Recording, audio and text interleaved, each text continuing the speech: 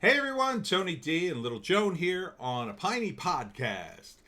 Um, can we see Little Joan? Did I move Little Joan? Oh, I moved her a little too far.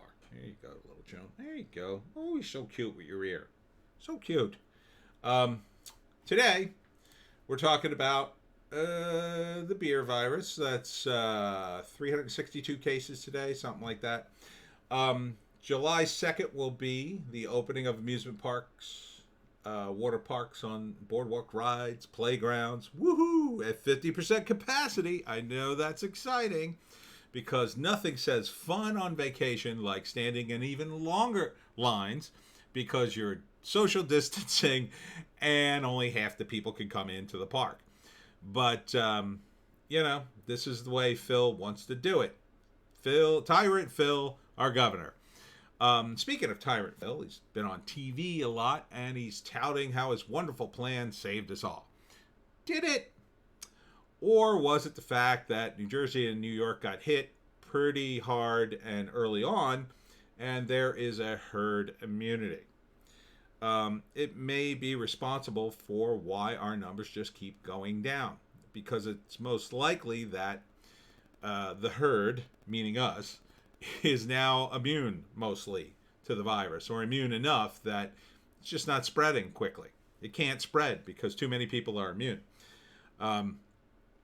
Keep in mind that Phil's testing, which he touts, we're doing so much testing. In the beginning, we were only testing like a few thousand people a day. And one of his goals was to ramp it up to 20,000 a day. And that took several weeks before he got to that point. Now it's probably way over 20,000. I mean, they got free tests everywhere. I believe it's Rite Aid doing free testing, at least in 3 locations in South Jersey. So, with all that, if you compare like a few thousand tests where we had thousands of positive cases compared to now where we're probably doing over 20,000 tests a day easy, and we're only getting a few hundred cases, that shows you that the virus really dropped off a cliff. So, Phil wants to tout all these numbers. Essentially, did his plan work? Well, maybe, but there's really no scientific evidence yet to confirm that. It may have, or it may have been herd immunity, or it may have been a combination of both. We don't have the data. Phil's plan was essentially arbitrary. I mean, he just picked numbers. Oh, okay, we'll limit to 100 people, then we'll go up to 250, then we'll go to 500. We'll limit capacity to 25%, 50%. This business can open, that business can open. For some reason, the libraries couldn't open. It was all very arbitrary. And he says it was based on science. That to me is a stretch. When you close down a gym full of very healthy people, that to me is a big stretch, because those people were the least likely to get infected. Young, healthy people who were young and healthy and didn't get the virus. And now we're seeing an uptick, according to our media, that young people are getting more infected. But the numbers are so low, and the numbers were low to begin with young people. I don't know if that means very much. So I would take it all with a grain of salt, South Jersey, especially because now Phil is touting himself as, all right, I saved us all. I saved us all, everybody. Yeah, we'll see what happens in a few months if the economy collapses, and then we'll see what a savior people think you are. All right, Joan, we'll put you front and center, okay? But the other big thing coming to South Jersey, no bear news, by the way. I can't find anything on the bear. Is the SJWs are coming. Here's an article. Racist legacies are all over New Jersey schools. Students want them gone. It's a bit hyperbolic, don't you think? All over New Jersey. Some schools aren't named after people who had a problem with racism. They're just named after presidents or whatever. Although, I mean, the problem with these woke idiots is they've stretched the term racist to mean just about anybody who's held the view. They call anybody who supports Trump a racist. So, you can't really trust their gauge. They're living in what's called a moral panic. a moral panic, and you could look it up on the interweb, but basically, people get freaked out. Remember the satanic panic? I don't know if you remember that in the 80s.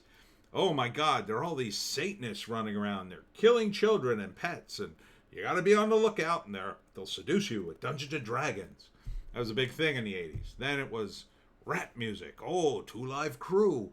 Oh, it's going to rot the soul. And Public Enemy. Oh, it's turning our children into monsters. And so this is the latest moral panic. It's woke idiots running around tearing down statues and saying everybody's racist. Now, that doesn't mean you can't change the name of a school. Quite frankly, I'm not a fan of Woodrow Wilson, being a libertarian. We always thought he was one of the worst presidents that ever lived. But it's not going to stop at Woodrow Wilson. It's not going to stop at William Green, who was a compatriot of George Washington, and they're blasting things named after him because he, even though he served in the American Revolution with George Washington, well, he may have owned a slave, or his farm may have been built by slaves. Oh God, oh no. Hundreds of years ago, someone did something, and none of us were alive to see it, but let's be upset by it. The slaves built the pyramids. Should we tear them down? Should we tear down the pyramids? The Egyptians had slaves for thousands of years. Not a few hundred years. Thousands of years they had slaves. Should we tear down everything in Egypt? Should Egypt be made to pay reparations to pretty much the entire planet? Because they pretty much enslaved everybody. Except maybe, I guess, the Aztecs, because they were probably too far away for them to enslave. Although I think the Aztecs had slaves too. A lot of people had slaves.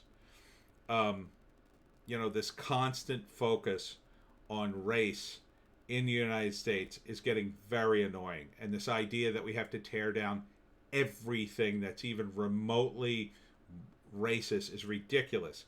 There's racism going on right now in China. Real racism. People have been herded into camps. Racism. People who are denied services, food, places to live. That kind of racism. I don't see people up in arms about the racism in China. And in fact, these woke idiots, a lot of them are Marxists, and they defend China all the time. Even though they have work camps for the Uyghurs, and they rape them and do horrible things to them. So, the United States had its problems, has problems. Racism in the United States, as compared to the rest of the world, pretty low. Probably the lowest. So this idea of this moral panic is people think the United States, oh my God, it's so racist. And this article is part of that moral panic, I believe. They're saying, oh, people have to grapple with history because we can't have students being forced to learn in a place where, it's named after a person who hated them. Woodrow Wilson was one of the segregationists. You have to look at these things from the time period. So, yes, is segregation racist? Of course it is. But in that time period, you have to understand, it was only 50 years after the Civil War. There was a lot of racial tension down south. Wilson was probably trying to think, and again, he wasn't a woke guy, but he was probably trying to come up with something that could keep people from killing each other. I shouldn't say protect black people, but keep people from killing each other. Because that's what you do as president. You kind of try to keep people from killing each other. And, I don't agree with his decision, but, tearing down everything that was ever connected to Woodrow Wilson, I don't really think is the answer. Teaching students history, that's the answer. Don't just teach them racist history. There was other history. Woodrow Wilson did other things too. He got us involved in World War One, which did a heck of a lot more damage than segregation. A lot more damage. Because it led us right into World War Two. So, this, the focus on race, as the saying goes, if your only tool is a hammer, everything's a nail. If your only thing is race, everything becomes racist. So brace yourselves, Pineys in South Jersey. The SJWs are coming to purge us, and it won't stop at Woodrow Wilson.